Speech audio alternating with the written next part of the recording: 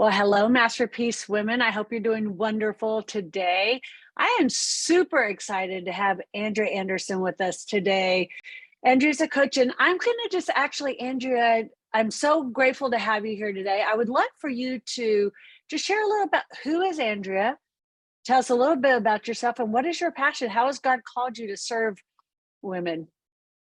Yeah, well, I'll start with the personal stuff first. So I am originally from Canada, but we were moved down to the Cleveland, Ohio area. Back in the late 80s, I also spent some time over in England when I was in high school, went to Canada college, and then came back to the Cleveland area and got my first real job.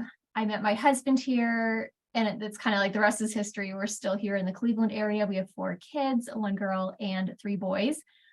And how I came to coaching is after I had my second child, I knew that instead of doing freelance, I'd been in the marketing communications space before, and I knew that wasn't what I was passionate about. So I started an organizing business with a friend and was sensing there was something more that was going on for people than like they just didn't know how to organize their stuff. And so in a time of prayer, and asking God, like, how do I really help people? Not just give them Band-Aid solutions. He gave me the phrase life coach. And that was almost 17 years ago now.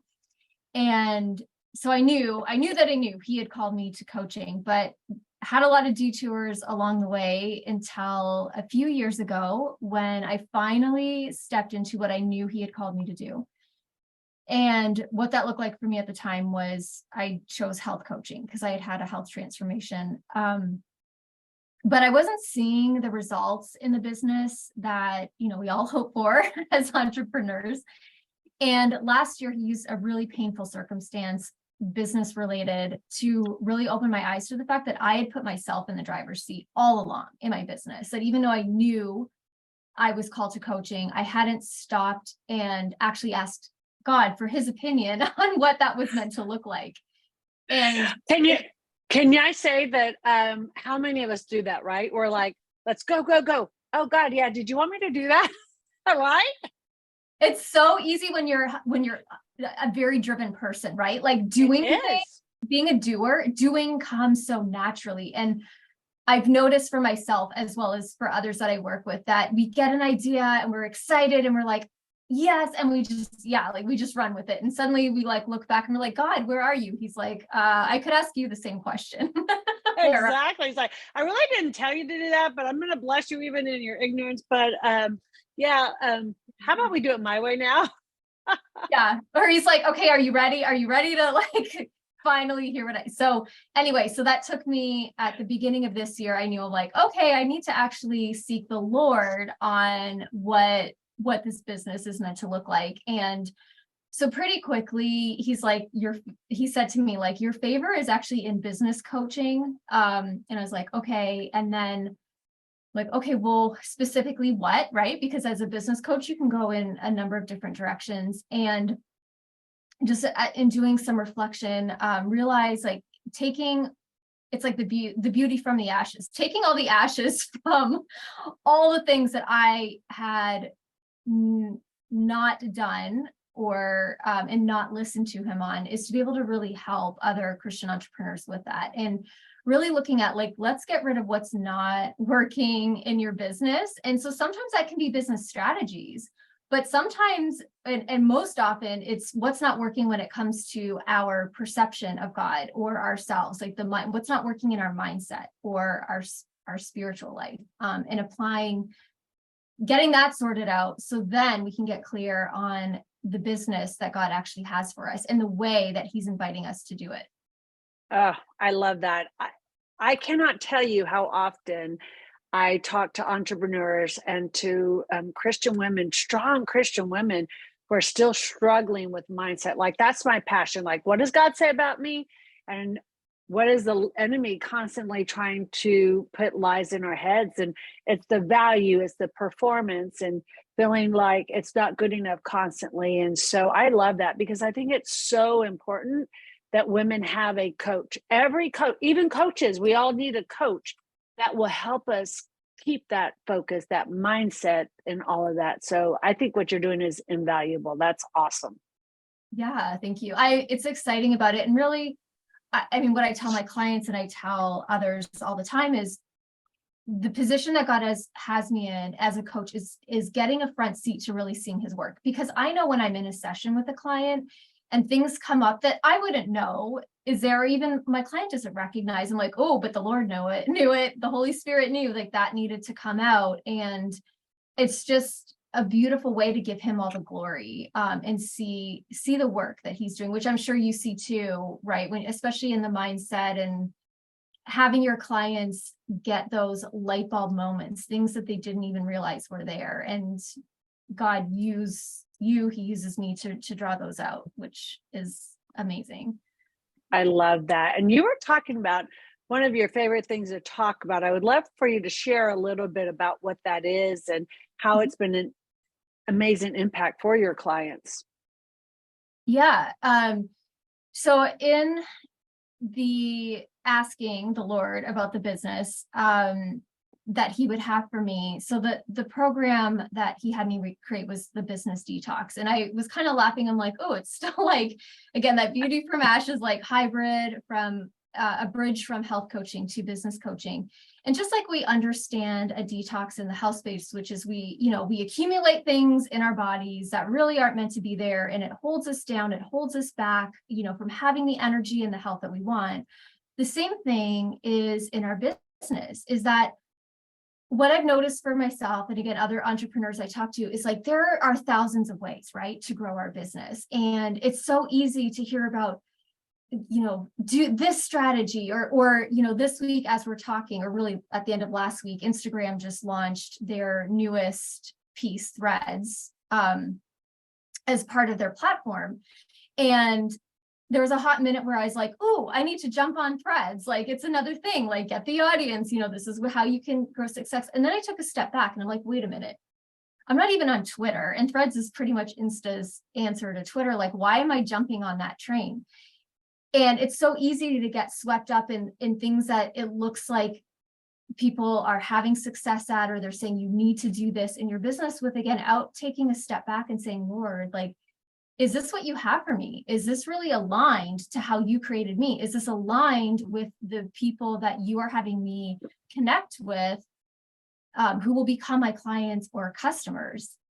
And then there's also, again, going back to that doer and driven personality that I tend to work with. It's so easy for us to do that we just keep adding to our to-do list, not only our business to-do list, but also our personal to-do list as well. And so suddenly we end up at a place where there is just stress and overwhelm and this heaviness, and we can't possibly go to the level that God is calling us to go higher if we're weighed down physically, mentally, spiritually, and emotionally with all this baggage that we've chosen to put on ourselves.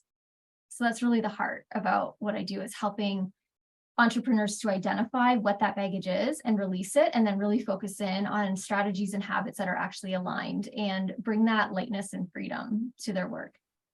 I love that.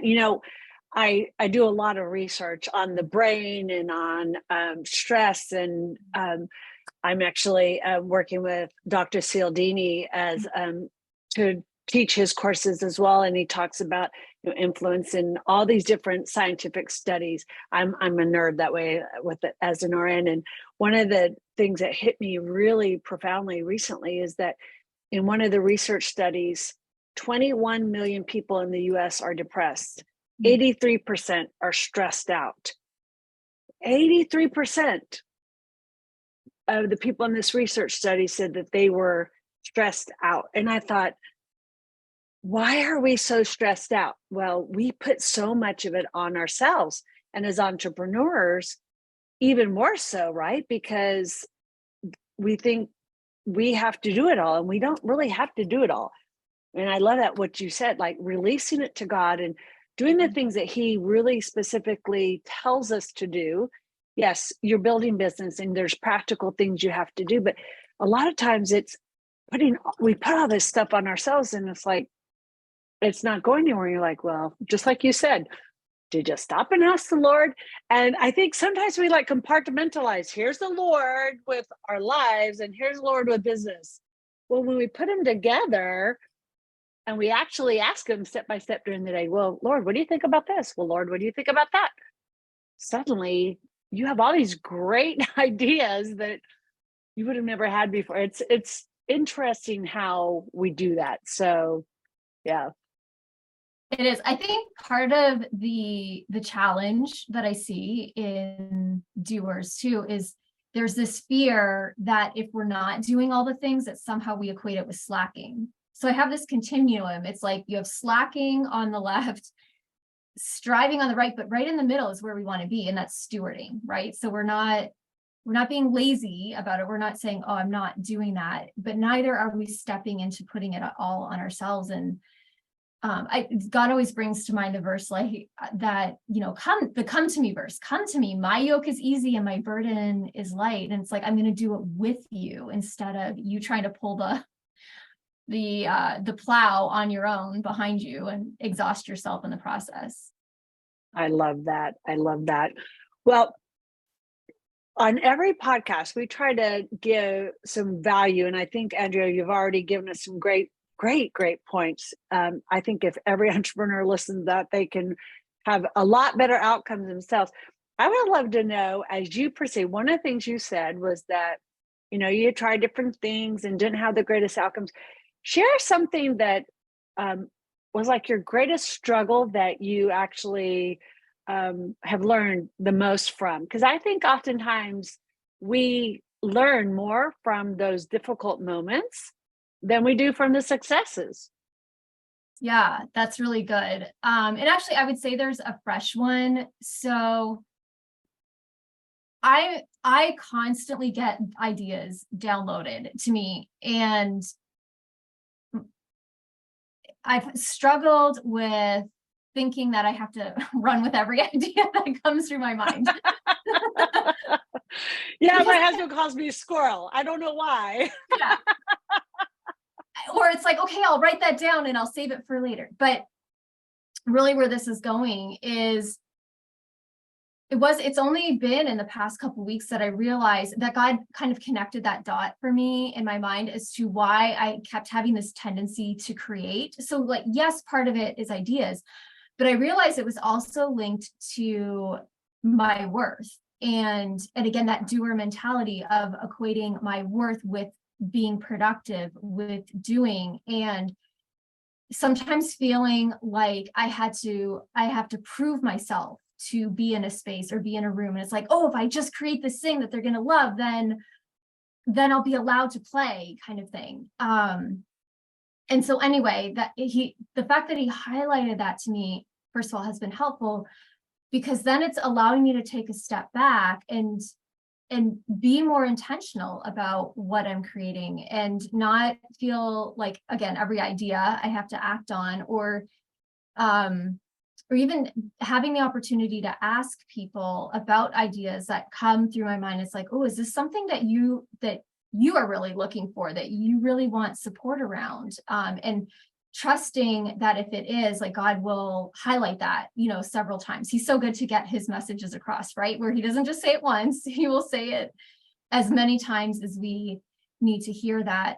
So I would say for the listeners and viewers, if you constantly find yourself in creation mode and you have a hard time taking a step back and resting, and it's kind of like that hamster wheel is constantly going, I would say looking at, like, where are you putting your worth? Are you putting your worth in what you're creating? Or have you so closely linked your identity to your business that if you're not seeing results and success in your business, you're equating that with who you are, the success of who you are? And then refuting any of those lies with scripture, right? God is so good to give us the truth that says, no, we are fearfully and wonderfully made, just who we are, that we are created in his image. And I know these are verses we hear over and over again. So I feel like sometimes we're like, yeah, I know that. But it's like, do you really know that? Do you know that not in your head? Absolutely. You know it in your heart. And there's a difference between the two. So that's what he's working on with me right now.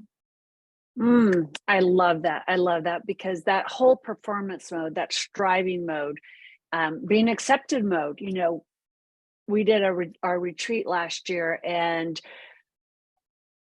every woman there just about was a either an entrepreneur or a leader in ministry, and they, all of them though, were strong Christian women who loved the Lord. And yet, as we're talking about those types of things that we're still holding on to, the striving, the performance, I'm not good enough, and some of that goes back to be based on their identity connected so tightly to their ministry or their business. Their business wasn't doing well, their ministry wasn't doing well, so they weren't good enough. It has nothing to do with that. And I do believe we have to be sure that when we're staying here with the Lord every day, I use those scriptures all day long. Like, I have a whole little thing at home that has all these scriptures all over them. And if I get one of those thoughts for a second, I'll go back to that scripture. Nope, this is what God says I am. Because the enemy is constantly trying to do that to us, and to really, let's face it, more now than ever, God wants us impacting the marketplace for him.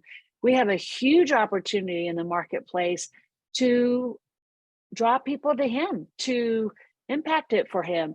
And if we are not so tightly secure in our own identity first, it's really hard to impact the marketplace and draw people to him when we don't really even tie our own life and our own business to him. Or a lot of business leaders, I know, they are business here and then church here. They don't bring their faith into the marketplace at all because they're so afraid of what people will think. And I think God is calling us to step up and be bold, and in our faith, in sharing who we are and knowing who we are, right? So Amen. I love that. And yeah, if you look at with that identity piece in Matthew, the temptation of Jesus, the first two accusations Satan brings against Jesus is connected to his identity. If you're the Son of God, do this. And how often does he do it? Like, oh, if you're really, going to grow a successful business, then you have to, kind of thing, accusing us. Or if you really have worth, then you will. So yeah, looking at those is so key. Oh, you went on mute. Oops. I said, those are great points. I love that. So what would be that, I know you already gave something that you struggled with. What would that be for you, Andrea? A point of like, what was that best piece of business advice somebody gave you that you'd want to share, and how did you apply it? Like, what did that look like for you? Because, you've been in business a while, you've had your ups, your downs. What would you say to the audience of, this is like the best piece of advice and I encourage you to use it?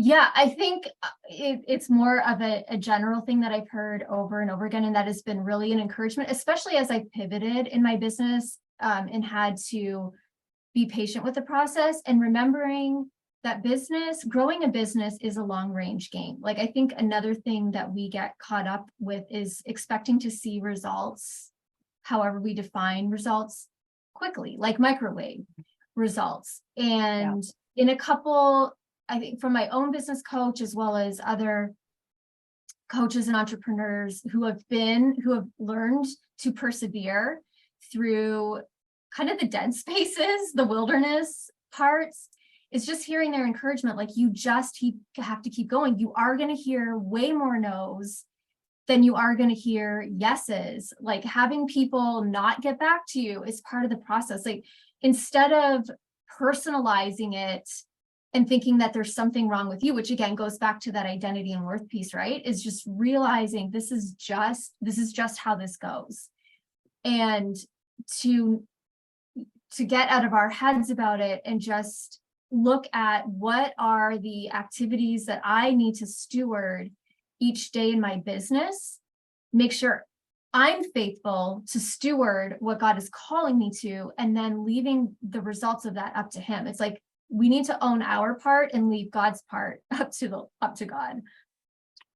I love that. Well, in any business model, and then especially when you're talking about direct sales, whether it's coaching or whether you're trying to sell a product, direct sales, so many people get hung up on fear to pick up the phone, just like you said, and getting because they're scared of the no's. And someone said, and I may misquote this, but it was like, I am working hard to get my no, and that whole concept of, what, the more you're working towards that no and knowing that you may get a no, but you're continuing, you may get 10 no's, but then you get the one yes, and that's sales. But yet when people are, for whatever reason, selling in their minds themselves, especially I see it with a lot of coaches, there's this trepidation of, oh, wait, but it's about my value. And in direct sales, it can be very much like that as well. It becomes very personal. But yet if they're working at a corporation and they're selling the socks to the stores and the stores say, no, we don't want it, it just didn't work. It's like this mindset shift that people have to get okay with the no's.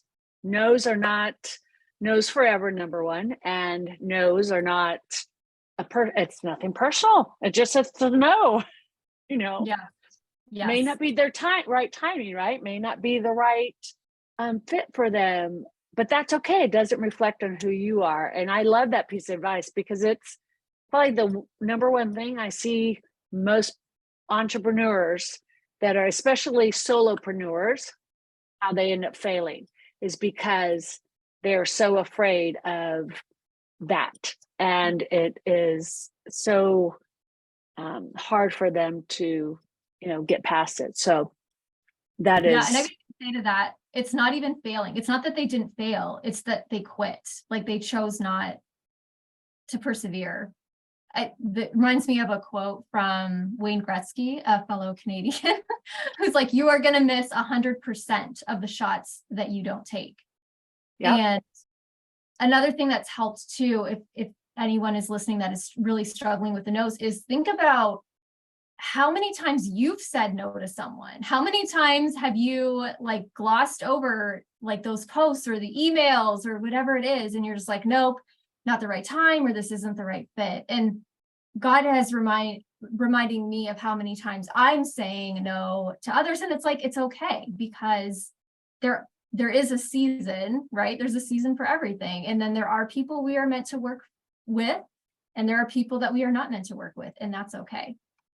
Yeah, absolutely. 100%. And I think that's where the freedom comes in, and it takes the pressure off. Like you said, you have made such a great point. You steward the work, you do it well, you do what he calls you to do, and the rest is on him. I love that, because it's interesting because recently I was talking to an individual, and she's like, I really have a hard time getting on the phone. And so I just procrastinate, and then I do everything else. I work in the business, and I do all this stuff, but I don't work on my business. I don't build it because I wait because I don't like to do that. And by the time you know it, the day's gone and another day's wasted, and I don't know how to overcome it. And so when I started asking those questions, sure enough, it was the fear. And most people, it's the fear. It's the fear of what are they going to think of me? Mm-hmm. The rejection. So if you can overcome those fears, and really that's when you're rooted in the Lord, right? When you can work through those fears, and getting a good coach to help you work through them. That's why we do the Masterpiece Women community, and we have our community. We get together once a week and we navigate through those fears. We navigate through different topics to grow. And then we also, walk through, okay, what's your goal for the week? How are we going to implement it? How are we going to achieve it? And then next week there's accountability. And I think people that are entrepreneurs that don't have a coach are really, or at least be in some kind of group coaching setting, are really missing out on having the opportunity to just realize that's normal. It's normal. We all go through it, but together and with the Lord and his strength, life's just so much easier. So It's a beautiful thing. So my last question to you, Andrea, and you've already been very authentic, and I love that. So one of our key pillars of Masterpiece Women is authenticity, because we want women to be more authentic and real and just share the good, the bad, the ugly, because we all grow from it, and it's so much more freeing.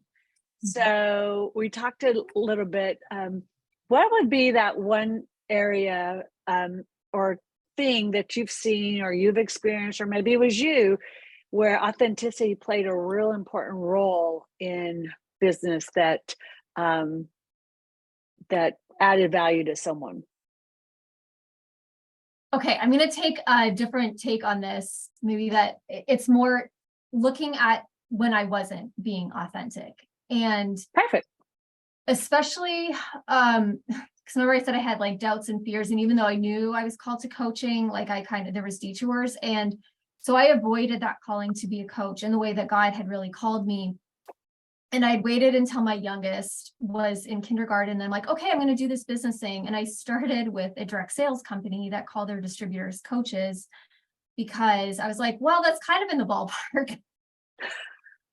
And I learned a lot of like, there's so many people, anybody who's listening or watching that has been in a direct sales company, like knows that probably the direct sales, like PTSD that happens because you're taught so many, like people are teaching you honestly spammy techniques. And I think I even see this too with some business coaches, like they are so focused on teaching their strategy or what's worked for them that there isn't a stopping to consider, is this authentic and aligned for the person? Or like, let's really think about the receiving end, the people who are going to be receiving the connection or like the strategy or the tactic that's being used. And a lot of the baggage that I've had to work through in my own business is releasing all of that like little t trauma of not showing up authentically or doing things that I'm like, oh, like that, this doesn't really feel good, but because someone who's having the success I want is telling me that this is what it takes, I mean, I guess I need to do it.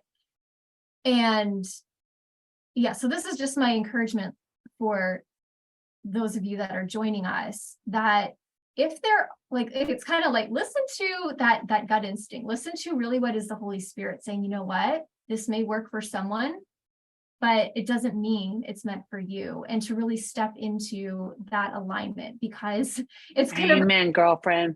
yeah, it's really so much of that stress and overwhelm. And honestly, it's honoring of the Lord, right? Because if we're not being authentic, that isn't honoring of him. I agree. Yeah. I agree. I love that. It's interesting because I have Masterpiece Women, and then I just helped launch a health and wellness business. And I was coaching a young girl. She just graduated from PBA here in South Florida. And she's like, Tina, I want to join because I'm getting married and I want to be a stay-at-home mom, but I want to make money. And she just got her degree in business and she did all this research. She goes, I want to be in direct sales. I'm like, okay. And this is something kind of new to me, but it was interesting because I said to her, I was just kind of coaching her this morning about some things she's just getting started. And I said, do not be spammy and salesy. I was the opposite. I'm like, do not, I'm going to tell you, don't do it. You have to care about people. And I think too many people get caught up in that, whether it's direct sales or whether it's even coaching. I see it, like you said.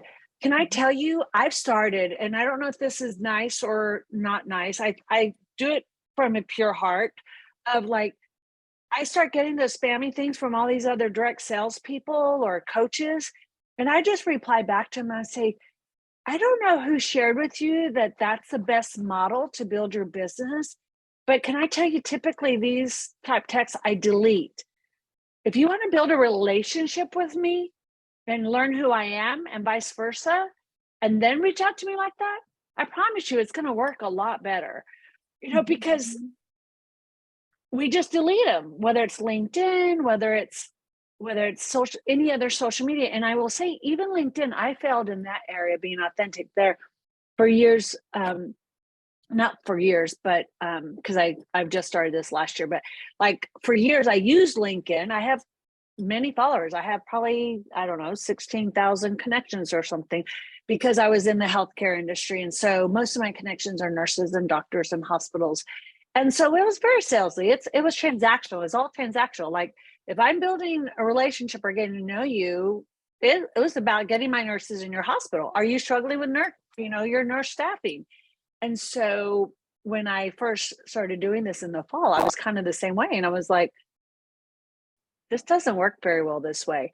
And I recognize, and I was talking to one of my leaders, with the leader above me, who is the top person in the company. And she's like, Tina, she goes, network marketing is not like normal sales. As I said, I know, right? And so I took a class on it because I'm all about learning. And they said, it's just like any other, build a relationship. I'm like, I can do that. That's what I do all the time. And that's how I've always, even in my local, but it is so interesting how people think that spamming 1,000 people and then they don't know why they're not successful. I'm like, please stop doing that, guys. So yes, 100%. Yes. And then I think I know where you were at. I won't, but it was right, because that, or they will post the same recipes 2,000 times. And you're like, what makes you think I want to see your recipe? I'd rather see your grandkids or your, like, where's your fun vacations? So anyway, we teach all that. We actually were just talking about all this funny. We do our coaching call for Masterpiece Women. And we just had it a few minutes ago, and we were talking about all this stuff. We have several coaches, and they're building their businesses, and they're saying, how people had said to do it this way and this way and this way. And I'm like, I'm just going to tell you, people want to be in authentic relationships. They don't want to be sold to. They like to work with people they trust, right? And they know. And so be authentic in who you are.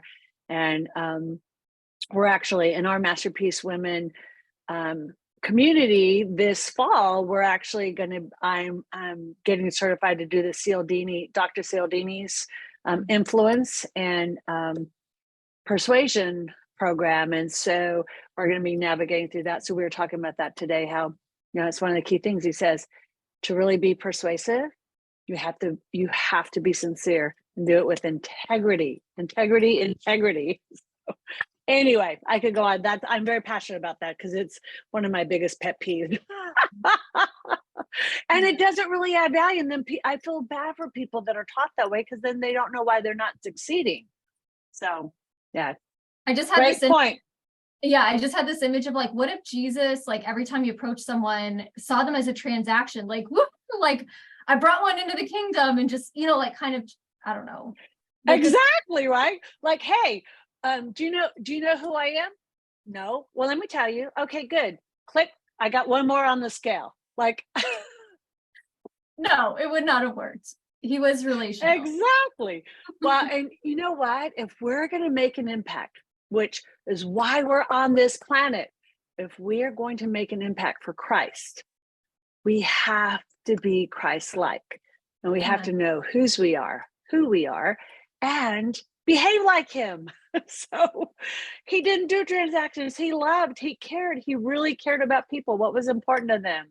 So, and if we know what people's, pain points are, and really because we care about them, then we're actually going to be able to sell to them more anyway. We're going to be able to, help them because we have something that can actually help them.